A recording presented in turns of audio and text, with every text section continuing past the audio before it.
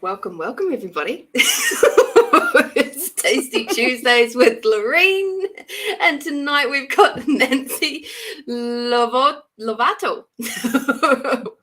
we talked about how to pronounce my name. I forgot to ask you how to pronounce your last name. All good. So Nancy is a wonderful being that I happened to spy in a little bit of a thread of people asking about different modalities and things to help with PTSD. And so I reached out to Nancy to see if she'd be interested in coming on. And next thing you know, I'm finding out that Nancy has this thing called shaking medicine that she uses. And with her unique facilitation style that is accessible and soothing, she is sharing the shake with the world, or everybody who can get in touch with her. And with an extensive background in radical self-expression through participating in arts, music, lifestyle festivals, actively way showing in the conscious community via performance activism with the RED Rebels Brigade. I still want to know more about that. And also tap dancing on stage. Nancy has a varied set of experiences to draw from. And since discovering shaking medicine, Nancy is currently exploring authentic relating, eco-resiliency, solopreneurship, and more. Wow, that's an intro and a half. Thank you. I made it myself. I didn't ask any of these chat GPTs, which I'm hearing more about, all of these. You could probably tell, but yeah, next one will have some IT zhuzh to it, maybe. No, that was a beautiful intro, and there's going to be a lot in there that we're going to tease apart and have a little chat about all sorts of things. So, first of all, I would like to know, how did you begin on your spiritual journey? Because there was a wee bit of your bio that I actually chopped out because I didn't want to say it, because I thought I'd let you extrapolate that and tease that out and have some fun with it. So what sets you on your spiritual path? It's an interesting question, isn't it? It depends on like what comes first, the chicken or the egg, really, isn't it? And what does a spiritual path really consist of? I find that an interesting question when I hear people talking about that, when they've gone from one radical existence to another, mainly is what I feel could be sort of a good measuring stick of a starting point. Maybe it's when you become a bit more conscious and mindful of your behavior and the way that you treat yourself and the way that you treat others. That might be more what it could be. I guess maybe becoming a mother was something that really catapulted me when I first became pregnant. I felt and I heard something go bang in my stomach, in my womb, I guess, and maybe that was the beginning. It's really an interesting question, but I did start very young into the alternative lifestyle, adventuring, I guess, back, last century. So that was kind of my really my beginning of what does it mean to exist and to be me in this world. What does that feel like, connecting in community with other people? So I kind of learned a lot when I was in high school, and I was wondering why we were all there. What were we doing? Why was the bell ringing? And suddenly I felt like a sheep being herded. Questions like that would come to me because I was, interested in really what happens in the mind. I think when I was 17, the book that I really loved studying was about this big, and it was called the Collins Gem Book of Body Language. And that was the book that I really kept like glued to my face, going, what is this 5 meters distance and I actually saw it everywhere around me when I go to to the beach in Sydney where I grew up, I'd go down to the beach in summer and I'd look around and I'd be there for hours. I'd be there all day, and in the morning it'd be like towels like 20 metres apart. And then as the day wore on and midday approached and you'd get more and more population at the beach, you would see those 20 metres whittle down, and they were always perfect increments of, you know, express separation of people. It had to be, you know, exactly in between. And then it would get right down to you'd have 20 centimetres between towels, and that's just enough for someone to walk through. You know, it's like a maze at the beach. And I used to look at that and just think, wow, it's our personal space is 20 centimetres. You know, when someone's a close talker and they get a little bit too close, you're like, hang on a minute, they're in my space. So, yeah, I guess I was always intrigued with people and why they behaved the way they did and what it was that drove them to make those choices. And I guess it was only in the last 3 years or maybe 2 years that I've really come into deep self-exploration, just not worrying about other people so much. Maybe even in the last 12 months, I've just been like, nah, I'm sick of looking out there for external validation. I'm just going to look in here and just find what's going on for me, what's real for me, how I feel, what's making me tick, how I'm responding. Am I reacting or responding to situations? So the last 12 months have been a real catapulting into this kind of deep inner journey, I feel. Absolutely. I love that. And there's so much in what you've just said there that I can resonate with so deeply.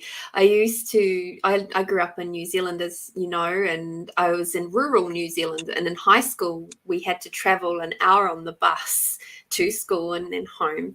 And in that hour, quite often I'd end up in really sort of, I guess, almost pseudo-philosophical conversations. And we'd go into things like, what is the meaning of is? You know, so I say pseudo because it was still a little bit silly, and we knew it was silly, but there was that moment of just really questioning why we do things the way we do and how things work and why they work that way. That was often the question that came up in class was, why do we have to do this? And it was really looking at what's the bigger picture here. And I was surrounded by that. There was loads of people around me that also did those same things. And I don't know if it's because we're country kids or what that was. Maybe it was just a case of us trying to get out of work. I don't know.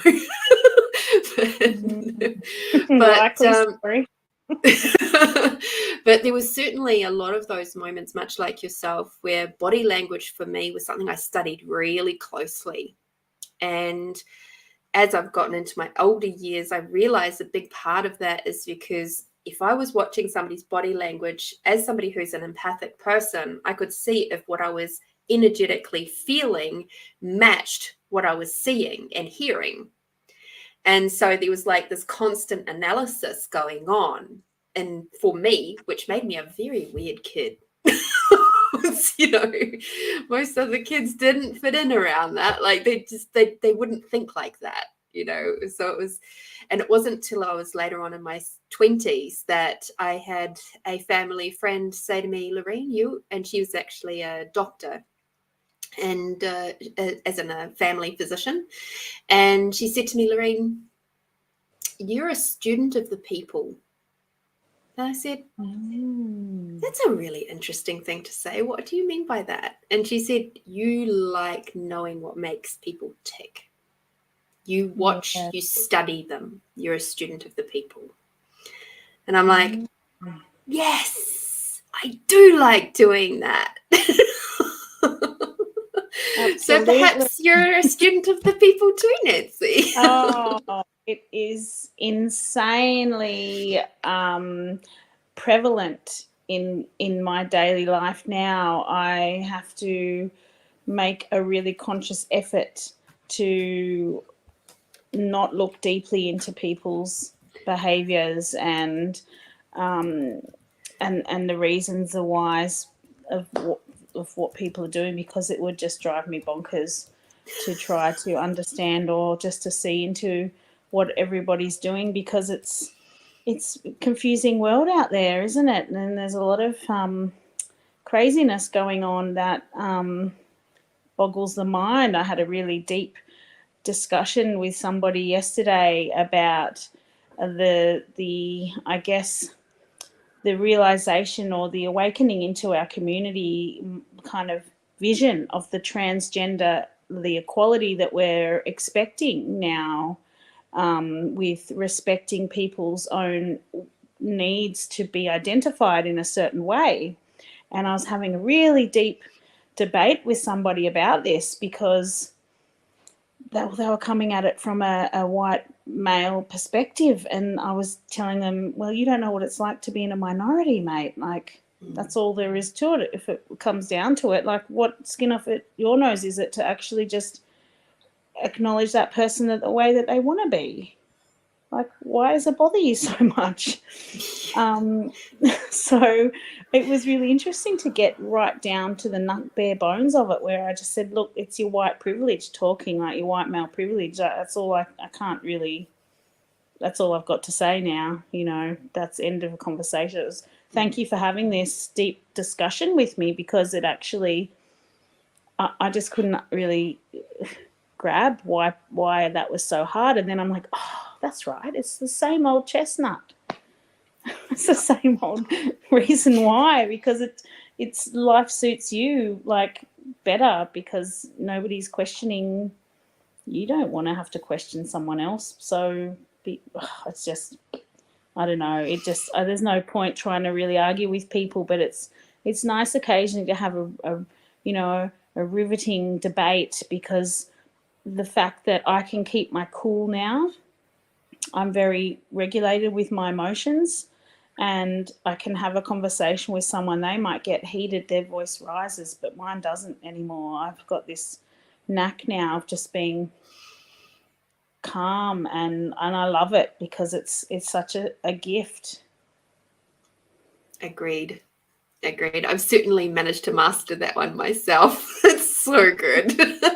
And I like hearing those interesting points of views that they have. And it's like with that conversation that you were having, it's like, to me, when I hear you talking about that, how my brain works then is like, now I wonder how much of what you're being activated by for this guy, right? How much of those activations are really helping you to look at the world from a different perspective? And that's challenging for you, because it is so different from your family and from the way that you've grown up, and the other 200 odd years of patriarchy and all of that sort of stuff. It's like, this is wonderful. I'm really glad that you're actually feeling quite activated by this conversation. And perhaps there's some space for you to see the possibilities of being different in the world. And that's pretty cool. Because if you weren't being activated, you wouldn't get pissed off like that. Absolutely. You'd just be allowance for it, and it'd be all good. Like, no worries. It's like it wouldn't even be a conversation, because there's no need to. They wouldn't even entertain it. I love how you use the word activated. That's what I use too, rather than triggered, because it's such a loaded word, triggered, but I feel that being activated by a conversation or an emotion is definitely the best way for me as well to explain the way that words move us. And yeah, I like that. I can't take full ownership of that one.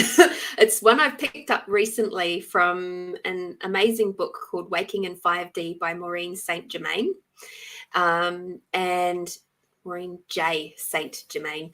And she talks about the difference between 3D language and 5D language, and triggered is 3D and activated is 5D. Same, you talk about them from the same thing, but it was like, when you're activated, you're looking at things, the possibilities, rather than the past. That's right. And triggered holds such a negative connotation of pulling a gun, doesn't it, really? What else do we have as a trigger? A spray bottle, because you use a lot of them in our line of work. True that. You can clean stuff up, that trigger. Clean up some interesting points of views. Yes, that's right. So I find this particular question really interesting because I've had something like 40-something episodes now, and not quite that many different guests, but close to. And every single person has said something different. And this is what I love about this question. So I'd like to ask you, what does consciousness mean to you? Ooh, it's a very deep question, pardon the pun. I guess using a word is very limiting, but because we're in this space and we're using words, I guess consciousness to me is feeling into the deep space that we all share, the universal oneness. So being mindful of who you are, where you are in your space, people around you, animals, birds, plants, trees, all the things that exist, having that consciousness of all things. I love it. I love it. Again, see, we have a whole different answer. I love it. And I agree. I agree wholeheartedly, because there is no right and wrong answer for that one. Because it is whatever it is for you. Phew. So when you really sort of started stepping into your healing journey, what sort of things did you play with to start off with? Well, I probably took a big step towards finding different parts of myself that I'd never given access to let have wings before.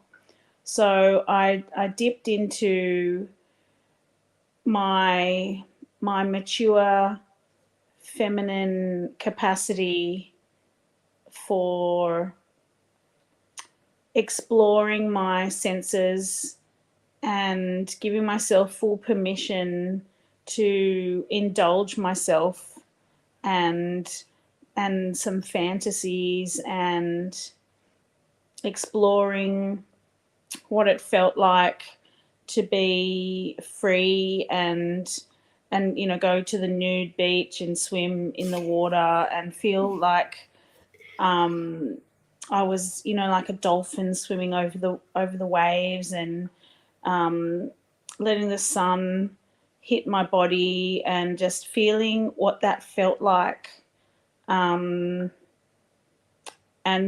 really living in a way where I was exploring different community spaces.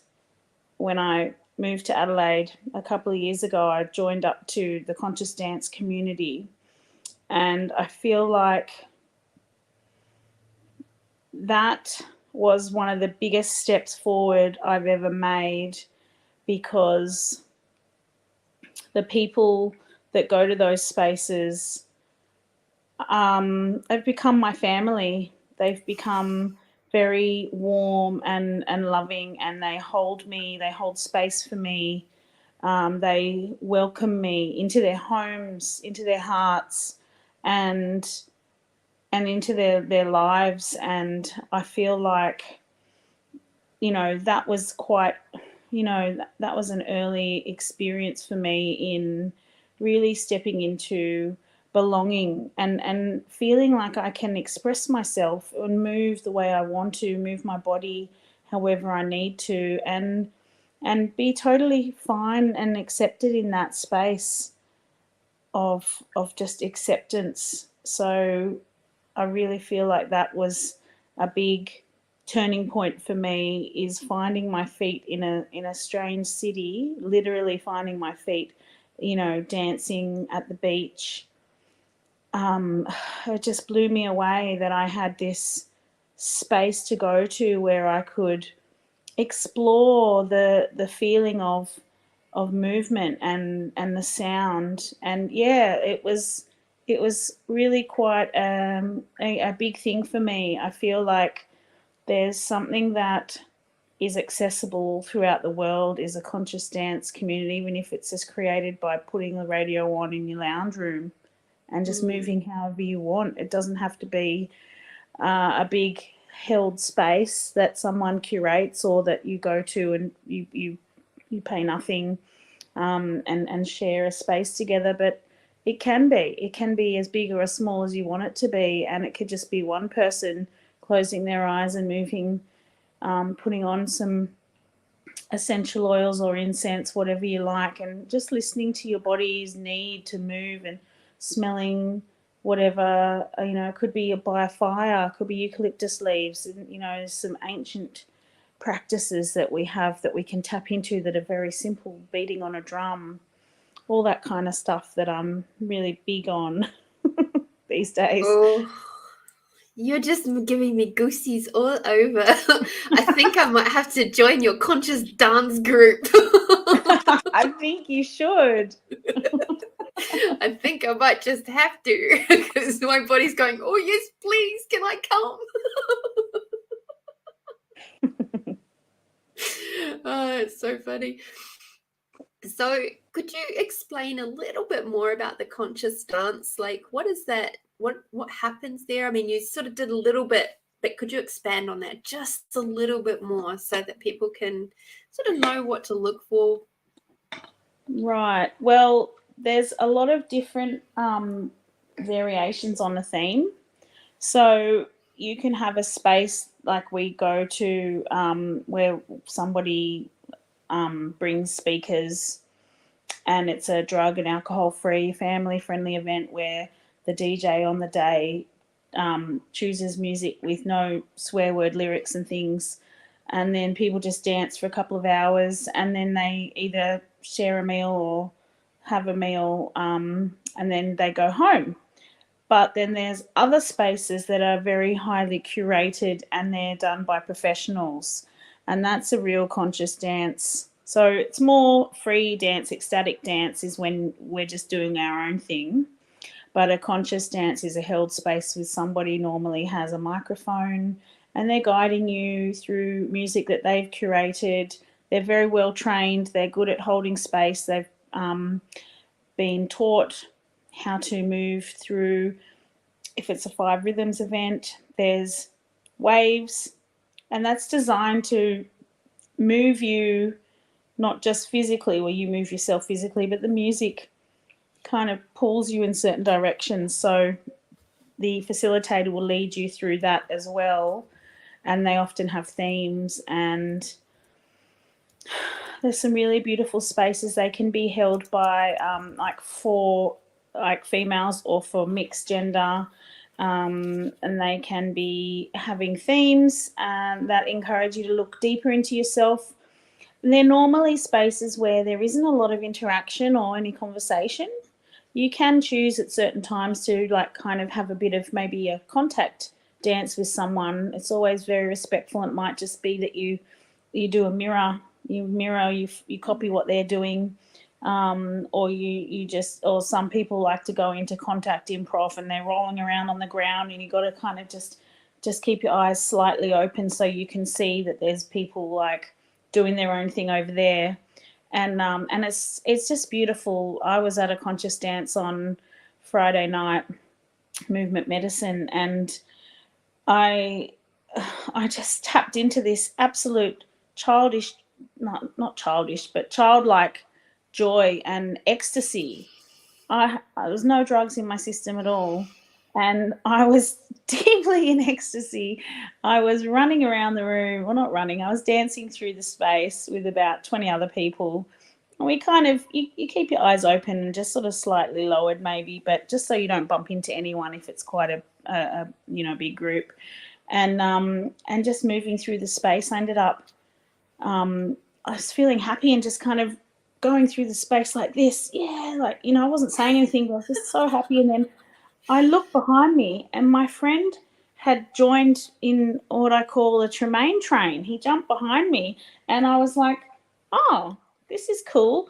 I got a follower. And so then I started going like this and I was dancing and moving through the space like this. And a couple of times I just let this big belly laugh. It wasn't even a belly laugh. It was like a giant guffaw bellowing out of my whole body. And it echoed through the whole space. And then we sort of circled around and I realized there was a third person had joined on as well. And then I was just laughing my head off like I've never done before, Lorene. It was the most beautiful experience that I've really had, probably, I don't know, ever, but definitely something that I will remember for a very long time. Just the way I felt. I almost felt like, or I probably did feel like there was a deep connection and that it's hard to explain, but it felt like we were just one entity moving through the space, and they connected in with my consciousness, and it was just the most hilarious feeling of me to have these hangers on, so to speak, of these energy connecting to me from behind. I couldn't see them at all, but I could feel this great sense of oneness and joy, and I just let that rip as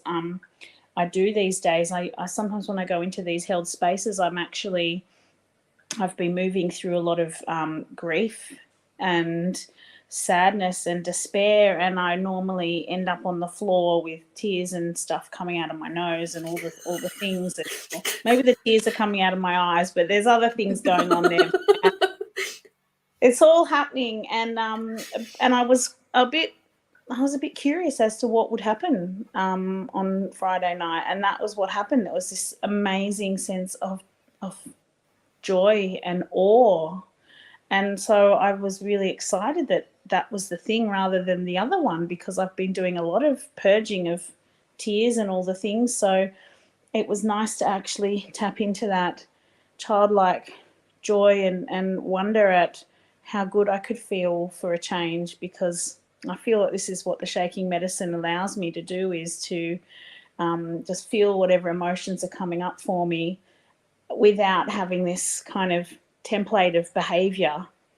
So like I sort of sometimes explain it as like wiping off the whiteboard of, patterns of behavior, so that when you're shaking, you release whatever stuck emotions are in you, and then you can then deal with things as they come up in whatever way is necessary. So I've been finding a lot of gratitude for just everyday experiences, because I can really feel into the range of emotions that they bring, and that's the joy of this human existence, is to be able to feel. I love it. The audience is loving it too. We've got a few viewers out there, and they're giving us hearts and thumbs up. So it's so cool. And you've just teased out some more around the shaking medicine. So I did read in your little bio that you've played with a few different modalities over your journey. And including the conscious dance. But I'd like to know, what is ethnogenic therapy? What is that? It's not really something you can talk about. We can call it dancing in the woods with the fairies.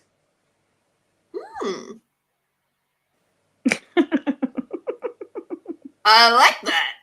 Yes, there is a lot of that in Adelaide and around the world, and there are a lot of different medicine journeys we can go on. And I don't actually explore or experiment all that much, but there's definitely you know, one journey that I took recently in the last couple of months that really took me to a place of that universal oneness. And I find that there's a lot of different ways that people journey with different medicines, and I've been curious about it for a very long time, and I haven't really deeply explored those spaces myself, but I know a lot of people who do. And you know, since the 90s, when I was probably a little bit more of a bit of a psychonaut, I guess, back then you could say, but there's a lot more awareness coming out these days about different kinds of medicine journeys that we can go on. So yeah, I'll leave it at that. Well, now you've got us all curious, and that's cool. That's cool, because we can go off and find out more when we're ready to. So with the where do I wish to go next? Let us go back into that shaking medicine. So the shaking therapy, how did you get into that? Like, what led you down that path? It just curious because it's another type of movement, or? Well, actually, in April 2020, a big thing happened in my life that changed my whole path. And it wasn't something I chose. However, in the same month, my old yoga teacher reached out to me from Bateman's Bay, and she said, "Oh, Nancy, you've got a credit on your account when you left the state," or whatever I did in 2019, and everything's online now. Would you like to do this TRE? I said, "Oh, yeah, whatever it is. I respect whatever you say. Sign me up." So I did a 3-week, maybe it was a 4-week TRE deep dive, which is trauma release exercises, which is another version of the tremoring activation. So I did that online, and at the time I had a lot of current trauma that I was dealing with, and that helped me immensely. And then it was about 12 months or longer, about 18 months that went by after I did that, and I was, like you saw on a Facebook post, I was writing occasionally over that 18-month period, over the 2020 and 2021. Whenever I go online and there'd be people talking about anxiety and things, I'd say, "Oh, have you ever tried tremoring?" And then at one point, this thing came across my Facebook feed. It said, "Shaking Medicine Teacher Training," and I was like, "What? What is that? What? That sounds a bit like that other thing that I'm always telling people to go and do.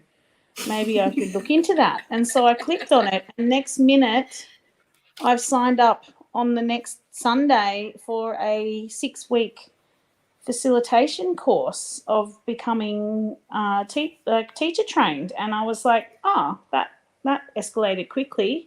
And this is obviously the path that I was meant to be going on, because in that 6-week period of teacher training, I became fully embodied with the tremoring practice, which was over the Christmas period 21-22.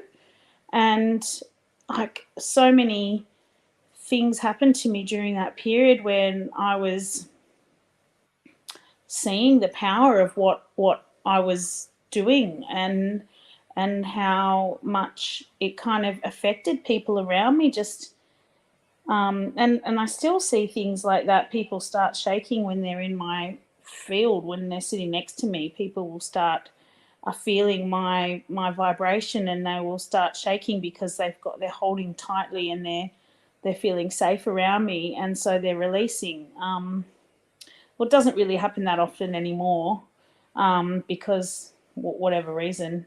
But there were things there that pointed me to the fact that this was quite a deep kind of quantum level healing. So that was something that it just fell in. I just fell into my lap. It was like I wasn't looking for a passion or an ambition, but it just found me, you know. Mm-hmm. As they often do.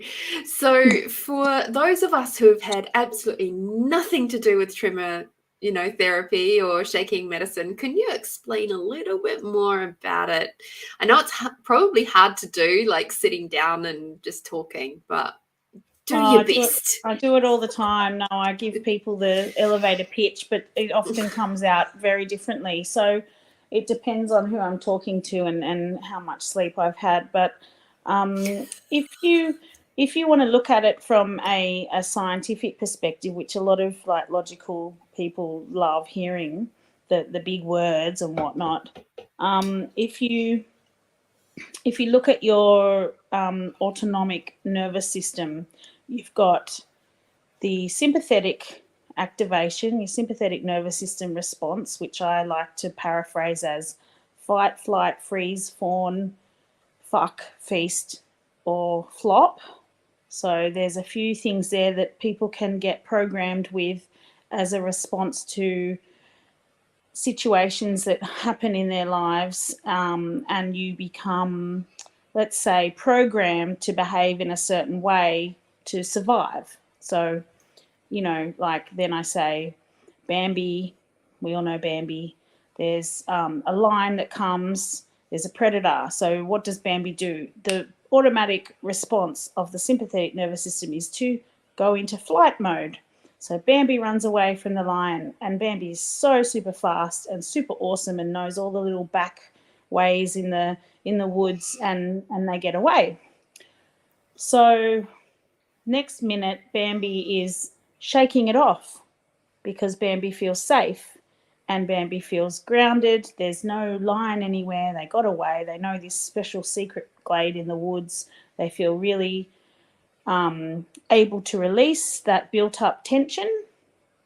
And then Bambi's like, oh, I'm going to go find my family and have some lunch, and then hops off, has some bite to eat, and forgotten all about that lion.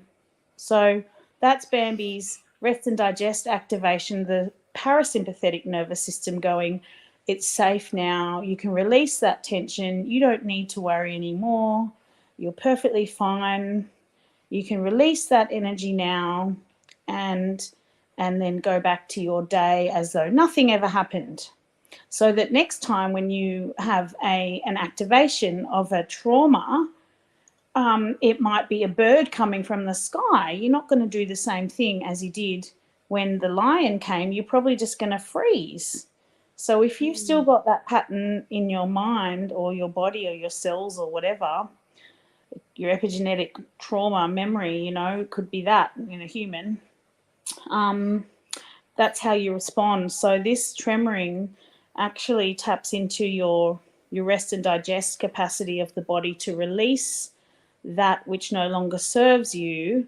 You say, in my classes, I say, release it with gratitude, thank that energy for that service that it did for you, or whatever I want to say at the time, and then let it go. Breathe it out. Breathe in the fresh air and let it go. Let go of what doesn't serve you anymore. So it's just me repeating that for about an hour. As you shake, and your body will find the spaces. I like to say, if you had a broken hand or something, or you broke your little finger when you were 10, and you got sad because at school you couldn't write your name, so you might have a lot of trauma stuck in your pinky finger, and you need to just shake it off. So we're all built differently. We all store emotions differently, and for me, I have a lot of grief in my heart. So often when I show people, I can't really do it lying down, but like I activate my heart mechanism, my tremoring from my heart space, so that I'm just letting off a bit of steam that way. So it's funny when I go into spaces now, into like yoga spaces or dance spaces that are held and that are guided, a lot of the time there'll be a point where the facilitator says, okay, now shake it off, or now's the time to shake. And I always have a little bit of a cheeky grin to myself, because I always think they miss the bit where they're supposed to say. And so for those of you who have been to a shaking medicine class, you can shake that off now involuntarily. whereas everyone else is just everyone's going like this. And I'm like, that's good, that helps. It's somatic therapy, or all movement's good movement, but it's not your body moving by itself. It's you consciously moving your body. So that's not as therapeutic as there's non-therapeutic tremoring, and then there's therapeutic tremoring, and then there's, shaking that's conscious shaking, and then this is involuntary shaking. So yeah, if that makes sense. Absolutely it does. And a lot of what you're talking about there is it's certainly making me remember many times where I've been releasing different things and my body has literally shook and tremored and stuff until it was ready to finish. I remember really dynamically probably the first time I ever really came across this, and I was in an Access Bars class and I was having my bars run, and all of a sudden my belly started to like bubble. It was like the best way I could describe it at the time. And the facilitator was like, so what's going on? And I'm like, it feels like my belly is like bubbling up, and it's just like it was just doing this, and I was just like and what it was a lot of grief around the 2 pregnancies and what had happened with those 2 pregnancies and all the energy and the emotions that I had literally pushed down into my belly at that time, because I couldn't be all of me. I couldn't let all of that out in that moment when it was all going on. And so I'd stuffed it down into my belly. And that was the first part of the releasing process. And there's more to that story. But then I've had other instances around the same topic, actually, but it was further down into my womb space where my womb was shaking, and that was coming out through massage. And it was like a non-sexual massage of my legs and around that area, and of my entire pelvis and belly. And then all of a sudden it was just like, whoa, there's some energy that really has to come out here. And it was very much like my womb was shaking. And I was taken back to that moment in the surgery where the surgeon was actually pushing down on my belly. And so I was releasing all of that trauma from my cells of my body, which of course I was knocked out, at that time. I had no idea that that's what they had done, to be able to access the body parts that they required to. But there you go. That's my cells knew though. And my cells required to release that. Yep. So yeah, it's fascinating, absolutely fascinating, all this sort of stuff when it comes out. It is. I'll tell you something that happened to me a little while ago. I was in a facilitated tremoring space, or no, maybe I started activating my face through a fellow who is a TRE trainer, and he was showing us some extra trauma, some trauma studies for our shaking medicine facilitators, and he said, oh, now just, tense your face and release it. And then all of a sudden I could tap into my tremoring mechanism on my face. And so then I went home later on and I was activating myself in a shaking session. And I was really focusing on my facial muscles and really just moving them around with my, trying really hard to move them. I voluntarily, moving, tensing and releasing is another method of getting the tremoring to start, or move through your body in different spaces. So I was activating, and suddenly my face just, maybe it was when I can't remember exactly when it was, but my whole face just started moving all by itself, going... And I was going like this. It must look crazy. I was just like really moving in, like you say. My body had this memory of not being able to release the emotions safely at the time when I was in a deeply traumatic experience of domestic violence, and I wasn't able to fully express the full range of my emotions at the time. And so it was stuff that was stored in my face through tightness. And so after this tremoring activation, my whole face was just softer, and I get so many people complimenting me, oh, your face looks so great, you're glowing, and they're like, what have you done? And I'm like, well, if you must know, I just like let out all of this rage and like super duper amounts of rage, and my whole face was just like, it must have looked like I was some wild animal. And yeah, this is like the possibilities, the crafting the possibilities of what we can do with our muscles when we let them be, when we allow, when we surrender. And I'm actually realizing, you know, I'm very good at surrendering. I'm not a very, you know, logical, disciplined, all the things kind of person. And so surrendering is like one of my jams. And I think that's why the shaking medicine technique that I've been embodying now for, you know, however many, like over 12 months, it's really enabled me to tap into those deep spaces. I do womb tremoring a lot, and you know, I'm having an event coming up in May, and I'm really excited because this one's going to be an all women's event, and I was talking to my teacher today about putting up some classes onto his shaking medicine page, and he said I could do a series if I want, and I'm thinking I really want to do like a series for women, or for, you know, letting out that, you know, wild beast, you know, like just working on those themes of self-expression. That's something that I really love doing, is expressing myself. And I do, there are a lot of the shaking medicine shapes in the technique where the womb space is activated a lot easier with these shapes. So I want to really create and curate a class. And so that women's event that I'm holding at Tara Hall, I'm going to make sure that I'm watching, because often in my Zooms I can't see anybody, so I don't really know what's going on for other people when I'm facilitating. But when I'm in person, I can see.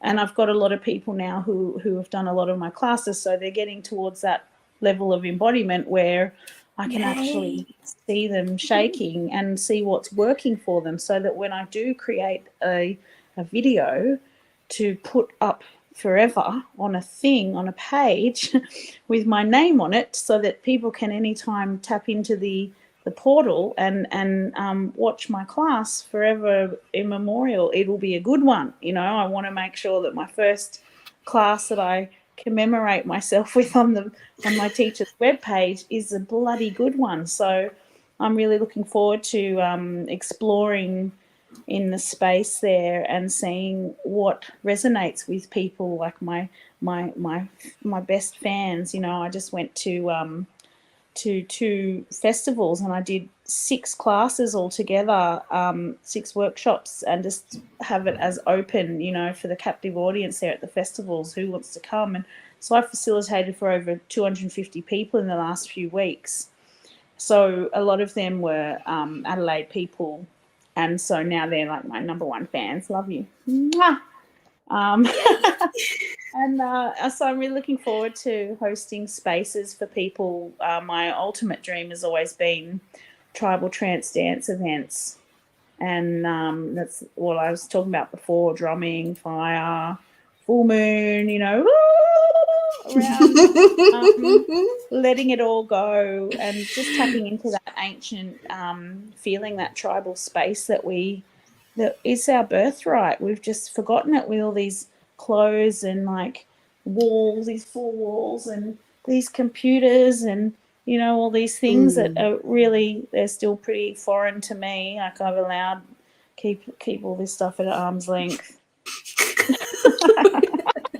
And then there's Lorraine just going, and this fit, and this fit, and this fit. We can work on this together. Absolutely. It takes everybody, you know, we all have different skills. So I'm really grateful that you've, you know, created this beautiful possibility of Tasty Tuesdays. So thank you so much for like doing all of this hard work, because I always say to people, I'm the rock star. I just want to turn up and and do my thing, and then everyone else has to do all the rest of it, because, and that's obviously not happening, but but it is, because you're here. That's right. This I can do this level of effort.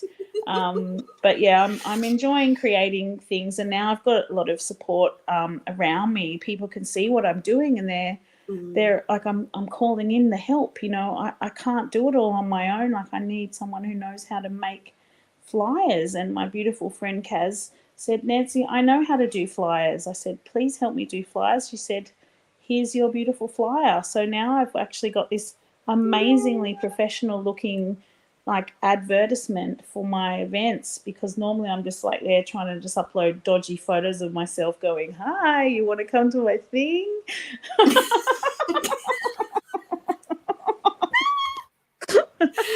Oh, I love it.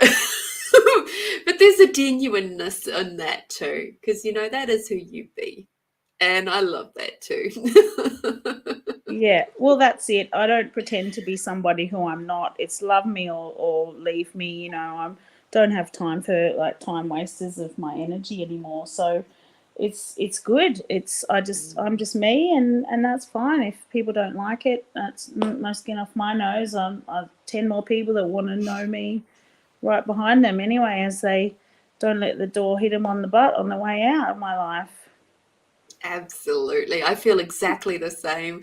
There is, like, when I reflect on how my life was, say, 20 years ago versus how it is now, and it's completely different. Like, I was so much in the people pleasing and all of that sort of stuff back then. I was in a highly toxic, narcissistic, gaslighting, terrible relationship. And, you know, I was so unhappy. I was angry. I was unhappy. And yet I still had the bright and bubbly to the world, because we can't be like shitty. We can't have another divorce in the family, you know. And yeah, that was one of my things. I didn't want to be another statistic, a family statistic. There's been way too many divorces, in my opinion, in our family. And I was like, I'm not going to have another one. I'm not going to be another one. Well, I smashed that out of the water and I ended up with 2. So Well done. You do you, babe. I know, right? But it's like, I compare that, even the types of people that I had around me back then, and it's like my friend circles back then, there was only a very few of them that were actually really purely genuinely beautiful with me. The rest of them just wanted to take, you know, because I was in such the people pleaser, give, that's all they would do. They would never, ever reciprocate. Everything came with hooks and cords. And, you know, if they did happen to maybe do something for me, it was like came with a big, huge set of obligations attached to it. And it was like, when I look back on that, I go, gosh, you were carrying a lot back then. And where were you in all of that? There was like very little of actual Lorraine in those interactions. Everything else was facades and, you know, just trying to do. It's just being an enabler. You don't want to be that person, because you're only enabling just piles of crap on yourself. Yeah. And a lot of it was stinky, to be fair. Yeah, and it's only you that can dig your way out of it, really. Like, no one else is going to help you. And like, that's something that I feel like I'm very blessed to have this time of my life right now to like dig myself out of the quagmire of filth and dirt and dust and crap that was piled upon me for a long time. And you know, the wool was pulled down. It was covering my eyes really badly. And now as it's all coming off, you know, I can see the world clearly now. I can see what's going on, and I'm so grateful for that. I'm really grateful to all of the journey that I've had, all the lessons that I've had to go through, because I feel like some people get it seemed like a really easy deal in life. They get everything handed to them on a silver platter and eating with a silver spoon. And then sometimes big things come along and they just have no idea how to deal with them. They don't have the tools. They don't have the capacity to really dig in deep and find that inner strength that you have to find. I mean, I don't know. I hope that everybody can find that inner strength and find their own shovel in there to dig themselves out of the mud, the muck, because it's everywhere. And a lot of people might choose not to be conscious and just to keep piling shit onto other people, like as though it's not even there. So I don't know. I don't really surround myself with people like that anymore. I'm really conscious of who I choose to have in my life. Me too. And that's the beautiful thing is I'm watching the comments and the people who are floating through and watching tonight. And these are just absolutely brilliantly beautiful people that I've connected with. And they, they follow my Tasty Tuesdays and they're a part of my Find You Fridays. And, there's this beautiful little conscious community that I've managed to create. And I'm just like, and you know how that happened? Because I actually finally got the courage to put together my own bloody podcast and put my voice out there. Yay! And just well done. Rock up every week, and well, at least most weeks, and depending on what's going on. But most weeks, since we're actually coming up to in July, that will be our 1 year anniversary. Oh, well done. Yeah. And it's like full props to the community of Tasty Tuesdays and Find Your Fridays, because seriously, they light up my life so much. And it's like, it's just so beautiful. And I love connecting with incredible people like yourself and finding out more about what makes you feel better and working through your healing process and journey so that you can share it with the community as well, because there could be something in there that makes them go, oh, yeah, I want to do that. That's something I've never heard of, but it's like, now I can. And wow, what else is possible out there that I've never even considered before? And that's why I love these conversations, because it's so cool and it lights me up, even though, I might have had the longest, hardest day and I might be feeling really like when I first get on, and then it's like, yeah, this is my jam. Absolutely. Yeah, you've found your space. You've created the space to find yourself in, which is an admirable thing. A lot of people have no clue how to even go about that, stepping outside the box and pushing through that comfort zone and leaning into their edges and all of those sayings that I love to use in my community, because they're serious things that it takes a lot of guts to do, and to show up for yourself and get out of the way of yourself and all those things that I also love to say, because they're tough stuff. Like, the conditioning runs deep. Oh yeah. It's like I was told by a business mentor at one point to not create a YouTube channel because it takes too much time and the ROI is too small. And so was basically saying, don't bother. And it sort of made me go, huh? But what if it's a way for me to be seen and heard? And I let it stop me. I did let it stop me for about 2 years until I eventually just went, nah, that's it. I'm creating these podcasts. And it's going on a YouTube channel. And it's going into Facebook land. And eventually I will actually load them up into like all the streaming stuff like SoundCloud and not SoundCloud, but Spotify and all those sorts of non-video platforms as well. I'll do that eventually too. But I'm just like, nah, that point of view doesn't work for me. I'm not doing it for the money. I'm doing it because it's part of the connection with the community and creating a greater community, conscious community. That's it. Yeah, you've got to align yourself with those mentors that speaking your language. I just had a bit of a business mentor program that I went through, and it really showed me how people can be saying one thing and doing another, and they say all the right things, but what they're doing is not what even they're saying. And so it's quite confusing for a while, because you kind of get drawn in thinking that that's the thing that you're going to align with, and that's the person that you're going to resonate with, and that they're going to follow through on what they say. And then you end up going, okay, so that's what not to do in business, is it? Not to do in your business. It's like, that's what I'm not choosing for my business. That's a good idea. Thank you for showing me that. So much. Yeah. Mine was a $5,000 lesson. Lesson of what not to do. Right. Yeah. Hopefully that, I'm glad you got through that in the end, that the obstacle of not believing that what you thought was the right way, and now you're doing all the things. Absolutely. And part of it was like the technology caught up as well.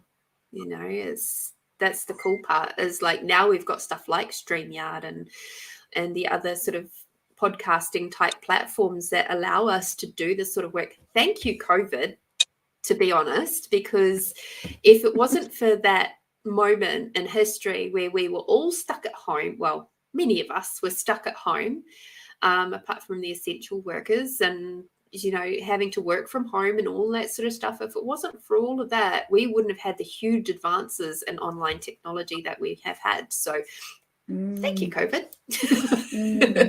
It's interesting, isn't it? It's funny how things work. Yeah, it all works out in the wash, doesn't it? Absolutely, absolutely. So, on your beautiful journey that you've had so far, I'd love to know, what is your most tasty moment in life so far? In my life, what is my most tasty moment? Oh my gosh. Why do you ask these difficult questions? That's why I send them to you ahead of time. Look, I think just being, every time that I'm seen for who I am, every time now when people really see me, that is my most tastiest moment. And so right now is my most recent tastiest moment, for you seeing me. Oh, goodness. You're going to make me get all teary. No, you're making yourself get teary, as you're allowing your own emotions to move through you. I'm not doing anything. I'm just saying words. That is very, very true. Thank you for encouraging me to be in my vulnerability. Yeah, absolutely. Well, that's one of the major ways we heal, is by sharing our vulnerability. And it's something I do all the time. I'm always like oversharing, and people just know that if you want to get a word in, you've just got to stop me and just say, hey, I've got to go and, hang out the washing now, or whatever they have to do. And I'm like, yeah, no worries, talk to you later. And then just off doing my own thing. But it's just, just a slice. My friend calls me Hurricane Nancy, just coming in, was like tear things up a bit and then out again. And I realized the other day, I was talking to my therapist, and she said to me, oh, you're an anarchist. I went, oh, yeah, I am. Yeah. Well, she actually said, you're attracted to anarchists, but I'm not going to validate that anymore. I'm going to be like, well, that's my past historical kind of experiences. I'm like, I just want the nerdy types now. They're really reliable, and I don't even want anybody, but you know what I'm saying? Try to call in, stable, considerate people that are compassionate, also a bit edgy, a bit alternative, but not too wild. I feel like I've had a lot of chances in life to just live with no limits and no boundaries, or just no expectations, and kind of just live by no rules. And I'm kind of moving into the phase in my life where I want to have structure, I want to have stability, I want to have some focus and grounding and forward momentum, with starting my business. It's like, this is necessary. Like so many things I need to do every day, and I don't do them because I'm like, sitting down at a table and opening a computer, what is that? But it's a thing that I say to people, I got to learn how to make friends with my iPad. Like, it's a thing here. I got to make friends with it. Oh, I love it. Or you just get busy enough that somebody else can make friends with it for you. Oh, if only I had that luxury. I've been putting it out there for ages, telling all my friends I need a good business manager and all that stuff, but they all just look at me like, what? I'm not that person. Don't ask me. Don't look at me. So anyway, I've got to get some new friends, I think. No insult to anybody that is my friend already. They know what I'm like. I do get in trouble a bit. Extra friends. Just talking what I just say. Right. Yeah, just added bonus friends. I do say what I think a lot, and it doesn't really get me in trouble, but it does cause some interesting conversations. I don't care if I upset anyone. I'm not there to hurt or insult or upset anyone. I just say it how I see it, and if that bothers you, well, that's on you. That's not on me. I'm just saying things honestly how I see them, and it does cause a lot of deep reflection in people, and I love that. That's what I'm here for. I'm here to stir things up a bit and shake the pot. Like, I've got a young friend who actually, she's going to be Janie Moon. She's my sound journey collaborator on my next event, and she says, "You're always telling me off, Nancy." I'm like, "No, darling, like, I'm telling you how I see it. You're taking it like a telling off because I'm just telling you my advice and you love me for it." She's like, "Yeah, you always tell me good things." They're just hard. There's some things are hard to swallow, but it's coming from a place of love. I wouldn't say it if I didn't give a fuck about you. I love people. Am I allowed to swear on this channel? Yes. All right, good. Yes, you are. You're free to be you. And if that includes swearing, then that includes swearing. Yeah, now and then. I try not to do it all the time. It makes more of an impact. And I even say that to people occasionally. I've said that to someone. I said, "Oh, swearing so much makes you sound like you've got no other adjectives in your vocabulary, like this makes you sound really stupid." Yes. And that they're probably like, "Oh, you're right. I shouldn't use that word so much. It's pretty boorish." No, they didn't say that. That's just in my mind that word comes up. It's funny. I think of, something my mother would say is like, swearing shows a lack of intelligence. So, it's a bit harsh, but yeah, I can see where she's coming from because, I have met recently a young lass who's energetically my twin, if that makes any sense at all. And it was like, so we've got a very similar body shape, very similar sort of way of thinking. Even our accent is very similar. And she's Australian. And I'm like, this is really weird. Like, and she swears a lot. And I went, ooh. Because my potty mouth had picked up a lot in the last 12 to 18 months. And I was like, gosh, is that what that sounds like? Okay, perhaps not so much. We shall monitor that. That's right. It's good to have a little bit of self-reflection every now and then, isn't it? Absolutely, absolutely. So what top tip would you give to someone just sort of beginning their spiritual journey? Spiritual or healing journey, if you wish to go that way? Probably my best tip at the moment is surround yourself with people that you can trust.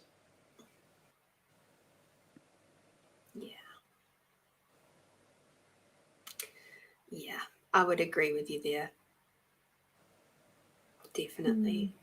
I'm just reflecting back to that moment when I was ending that marriage, the first marriage that was really super toxic.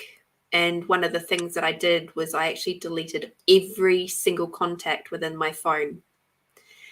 And I figured those who actually really, because remember how I said everybody was taking. And I was like, those who actually really desired to know what was wrong or how I was going would contact me. I wasn't going to reach out to them. And that was kind of one of a very brutal way but very effective way of sort of sifting out who was actually important to me, because at that point in time, psychologically, I couldn't do it myself from a logical point of view. It is hard when you're in that vulnerable state, when you've just come through a massive trauma or just an awareness of the fact that there's been trauma, and you're not capable, you're not compos mentis, you can't really do things in a logical way. And this is something that I've been very harshly judged on, that's caused a lot of more grief in my life. But I have such a deep empathy for those people that are struggling through that first kind of flush of trauma awakening, I guess you might call it, of just that realization of, holy fuck, it was that bad, wasn't it? It was, and you still might not even be able to even say or grasp any of that. It's just that you're reeling because somehow maybe you've come out of that situation, you've somehow escaped, you've somehow survived enough to get out in whatever fashion it was that you're in, but you have enough strength to just kind of hold up a mirror for a second and be like, oh, whoa, I can't look at that any longer than that 1 second. And at that point, you're in a very vulnerable space, and it is difficult to put your hand up and ask for help or know the right pathway to go down. And unfortunately, at those times, that's when people can take more advantage of us. If we're not surrounded by those people that we trust, we need to be very clear on who is in for our highest good. And even if it isn't a real person like in the flesh that you can see, but actually just calling out to your ancestors and your guides and saying, please help me, please hold me right now and show me the path that I need to be on. Like, it doesn't really have to be any more difficult than that, I guess. If there isn't anybody that you can trust, you know, you've got to put out that call for that divine guidance and the divine love that is available to all of us if only we ask. Absolutely. Thank you so much for bringing in that trust element. It is one of the things that has probably taken me the longest to develop, is the trust within myself. And you know, the way I did it was, like, as you said, like, I reached out and surrounded myself with people I could trust, that then allowed me the space to trust myself, that yes, I can do it. Yes, I can push past that boundary. Yes, I can push past that interesting point of view and that belief system, which has kept me safe for all of these years, which is no longer relevant to me. And it's okay to let it go, because I'm surrounded by amazing people who light me up and who have my back. You know, it's such a big thing. And just to piggyback a little bit off of what you were saying there, for somebody who is in that space of grief and trauma, you know, even if you are in like a domestic violence or a narcissistic, you know, where you're dealing with mental abuse, maybe not physical abuse, but it could be mental abuse, start quietly, along with quietly gathering funds off to the side over here, because financials is always very difficult. Start bringing in those people that you can trust, even if it's only just one person to start off with, because it's that one person that will give you the strength when you feel your lowest. And like Nancy said, that person you can trust, and from there it can grow. So it's like you do that even while you're in that crappy situation, when you have that moment of going, uh-oh, I've made some really interesting choices that have meant that I'm here now, and oh boy, I don't like it. Oh boy, now what can I do? You know, and yeah.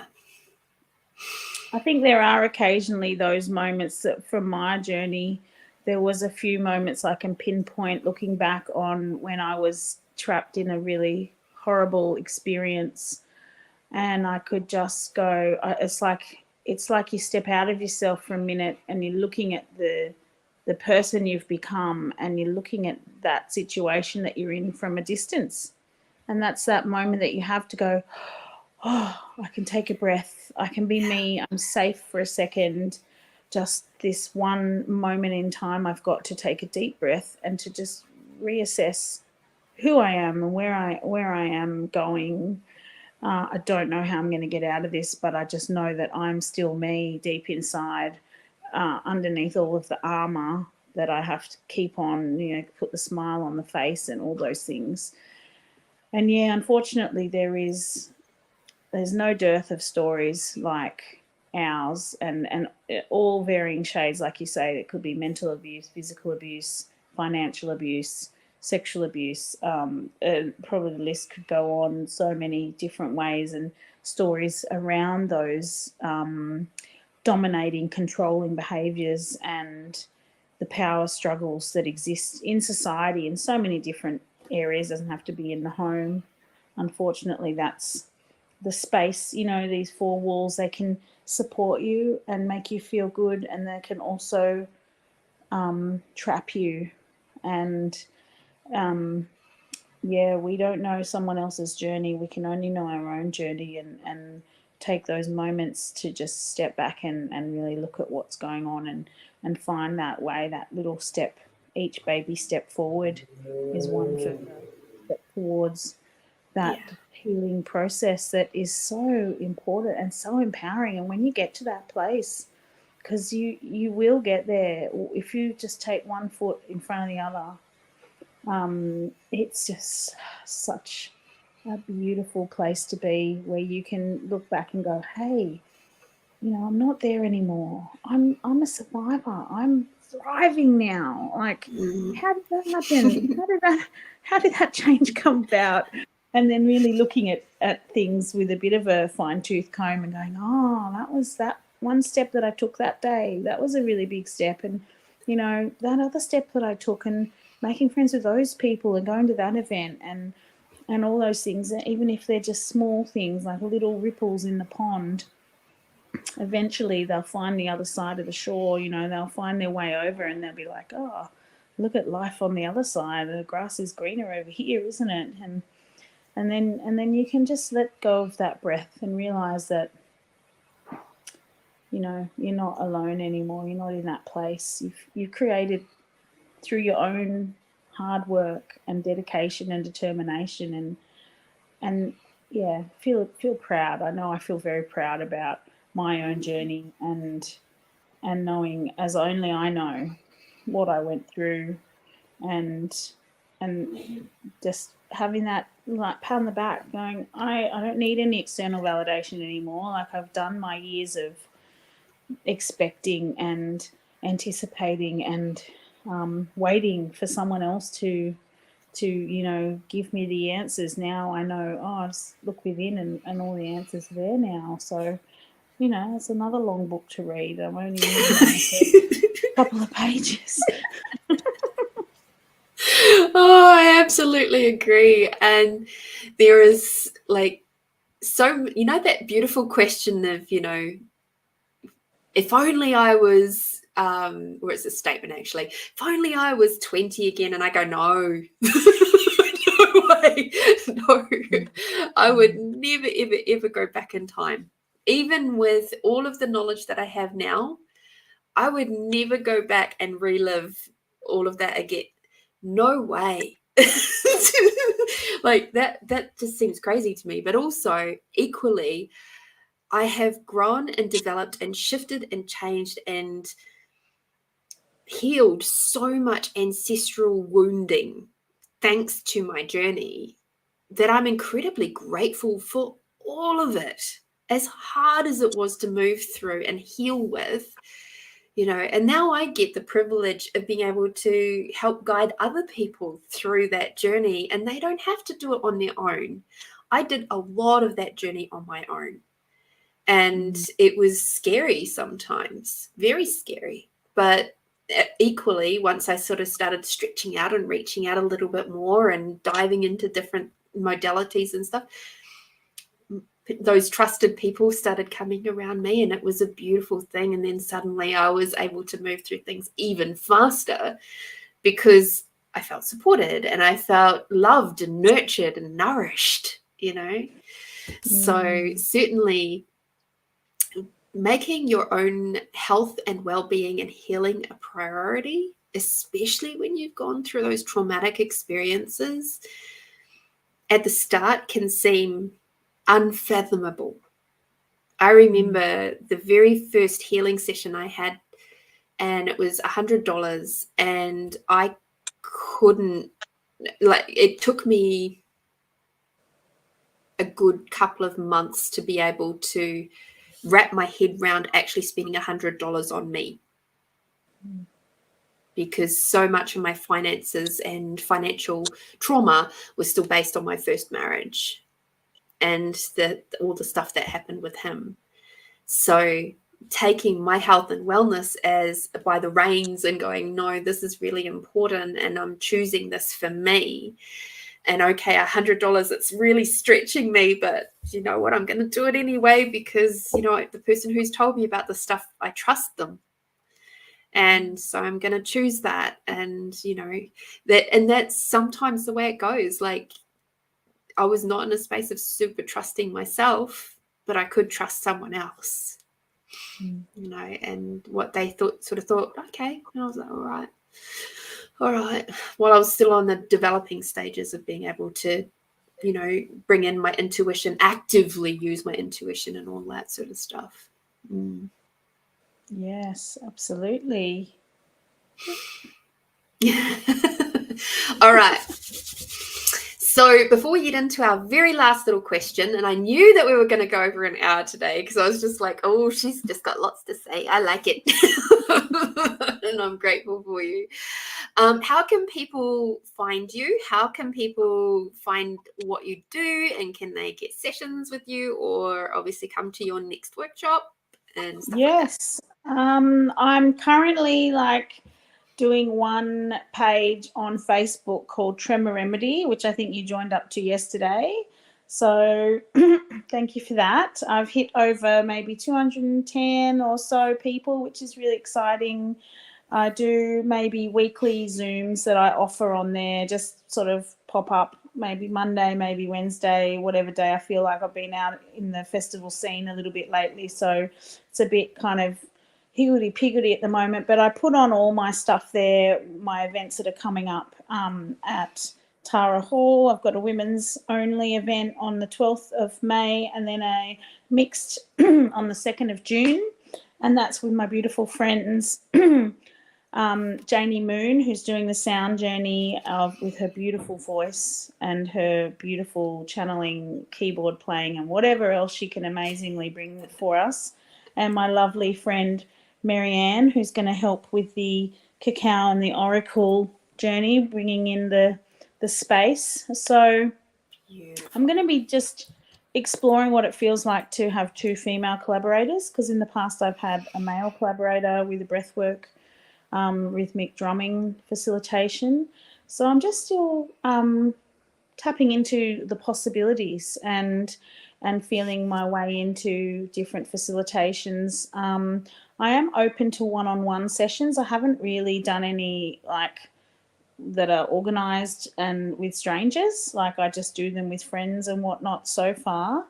But I'm definitely open if I've realised recently that it's actually sometimes better. It's such a therapeutic journey that some people prefer to have them one-on-one, which is a thing. So yeah, and potentially I could use this house that I just moved into, and like there's like a yoga room in here, so like don't tell anyone, but that's my plan. Have a space here. Otherwise, there are a few other places I could probably organise, or go to people's homes if they have enough space to. And it's like I prefer to do classes at night so people can just go to bed, like jump off the computer and go to bed. But a lot of people aren't into the Zooms, and a lot of people prefer face-to-face. So, I'm just exploring with different things, but mainly Facebook, Tremor Remedy. But my teacher's page, shakingmedicine.com, soon I'm going to put a class of mine up there. So you can actually currently get a free class just by like sending in your email there. Then you can also join up to the members portal and get like all the classes. But I highly recommend to sign up to a teacher training. I will potentially be starting that as well. So on shakingmedicine.com, you can sign on to teacher trainings. And then also you can message me if you'd be interested. Obviously, it's the best way to become embodied because it's 6-week sessions, which probably because I'm doing some other yoga teacher training at the moment, it might be fortnightly on Sunday morning, and just like come and do a 4-hour. I'm trying to get enough Adelaide people interested that we can do a like in-person teacher training facilitation, and I'm really excited about that because that means I can show others how to share the shake, and then all of those way more clever people than me can go and get all those corporate contracts that I've been thinking in my mind are going to suddenly bring us all millions of dollars and whatnot. So all the things, all the rehab centres, all the retreat spaces that you can imagine, that's kind of where I've been envisioning this tremoring therapy going. Like, of course, one day I'm just going to be the next Tony Robbins with my Madonna mic and just like getting like 10,000 people to shake. I don't know where that happens, but, at the Adelaide Festival Centre or some giant football stadium or wherever it is, you organise it, I'll be there. Okay, can you organise that for me? Is that okay? Okay, Miss Superstar. Let's do it. That's my plan anyway. So we're starting small. I just got a little cheap free Facebook page, and then soon I'm going to have a web page, and then you'll be able to just like find a little button and push stuff, and then I'll suddenly appear, or whatever, Calendly will appear and all those things. So when that happens, I'll send you the link. That sounds awesome. Oh dear. All right, so if you could sit next to any person, and they can be alive or in spirit form, on a park bench for an afternoon, and it's the perfect weather, there's no bitey things getting you, the sun's not getting at you, it's just perfect, you've got your favorite scent floating through the air, who would it be and why? There's only one answer for this, and it's hilarious that it's a park bench because I think this person is well known for a photo on a park bench, but it's definitely Keanu Reeves. Just because why not? Because I can, because you asked me, and because I've like been manifesting Keanu Reeves into my life ever since like 1994. So obviously that's going to happen, right? Yep. Awesome. If you can think it, it's yours. I like. That comes from a book called A Happy Pocket Full of Money. And he talks about quantum mechanics and quantum physics and how all of that works. And how, like, basically, if you can physically think of something, an outcome, then there's basically the timeline exists. It's in the quantum dynamic world. And so therefore it is a possibility for you to have. Yep, absolutely it is. That's so true. It's beautiful. If you can't think of it, it's not there. My teacher, Dr. Keith Motes, he's actually a quantum physicist. He's the founder of Shaking Medicine, so he calls it quantum healing, like vibrational mechanics. And so it's very fitting that you're talking about the quantum physics, as I remember my beautiful teacher who is smashing through all the barriers with his quantum mechanics and the way that he is in the world, because he's been doing this shaking for over 6 years. He's been sharing this shaking medicine technique, and in another 5 years, I hope I'm half as bloody brilliant as him. That's for sure. Or better. Or better. Yeah, well. Let's not limit you. In 5 years, I expect you to be selling out that bloody stadium and doing. Okay. There we go. I can do it. If I feel it, if I say it, I can do it, right? Mm-hmm. Excellent. Thank you for your vote of confidence. I really appreciate it. And I don't doubt it, because this is what I'm on the earth for. I've never had an ambition until this fell into my world, and now I'm just desperate to share it with everybody. I want everybody to access their own mechanism, and my Tremor Remedy tagline is moving emotion through motion, and we can all do it. So there's no reason why we have to hold on to anything that's not serving us anymore. Just let it all go. And it's easy for me to say, but it's easier for you to do. Yeah, I love that. Absolutely love it. It's it's one of the things that people will find you when they require to find you. And I know that this level of therapy that you provide is challenging to a lot of people, because it means that they're actually going to have to face that stuff that they've been holding on to for so long. And that's exciting too, though. I find it all very, very exciting. I get really excited when I have people come through to see me.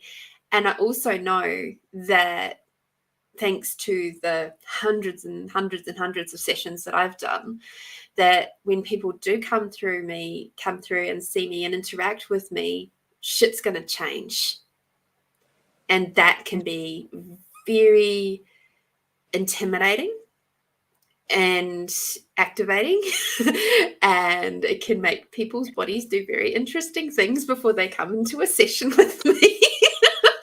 And that's okay, and I just laugh. I laugh with it all, because it's like, it's all right, it's okay. These are things like, even when it's an online session and the technology goes a bit wonky and all of that sort of stuff, and it's like, it's okay. It's just, that's what happens sometimes when stuff is coming up and it's requiring to be cleared, and then your ego is going,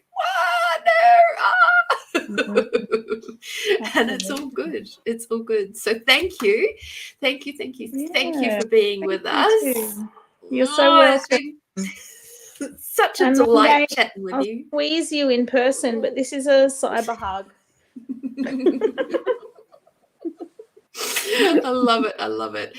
And thank you to everybody who's floated around in the comments today. And, for all of our beautiful viewers out there, thank you so much for coming to play. I am really, really absolutely thrilled that we've been able to grab Nancy in her busy life and having her on Tasty Tuesdays. And I hope that if you get a chance, you can hop onto her Tremor Remedy Facebook group and become a part of that and experience some of her shaking remedy over on the Zoom land with her. So I really hope that at the very least you do that. I've popped the group into the chat for you so that it's there forever. Nice. And of course, all the links and stuff are in the show notes as well. All right. So we look forward to seeing Nancy in the future and all of her awesomeness. Thank you. You're so, so welcome. And until next time, everybody, be bold, be brave, be you, my beautiful ones, and I'll see you on Friday.